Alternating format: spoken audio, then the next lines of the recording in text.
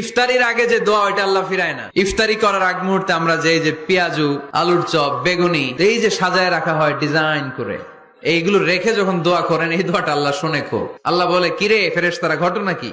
এত খাবার কেন? আল্লাহ রোজা রাখছে। কি চায়? আল্লাহ ক্ষমা চায়। তো খায় না যে তৃষ্ণার, তো আল্লাহ আপনার ভয়। আমারা দেখছে না, আল্লাহ আপনারা দেখে নাই। জান্নাত দেখে নাই, আমার জাহান্নাম দেখেছে আল্লাহ কিন্তু জানে। তারপরে ফেরেশতাদের মুখ থেকে বের করা হবে। সুবহানাল্লাহ পড়েন। আমার জাহান্নাম দেখেছি কিনা বলো। ফেরেশতারা বলে, না জাহান্নাম দেখে নাই। আমার জান্নাত দেখেছে কিনা বলো। জান্নাতও দেখে নাই, আপনারেও দেখে নাই। আল্লাহ এবার খুশি হয়ে যাবে। আমার খুশির জন্য আমার ভয়ে তৃষ্ণার্ত ক্ষুধার্ত সামনে খাবার হাত বাড়ালেই খেতে পারে, আমার ভয়ে খায় না।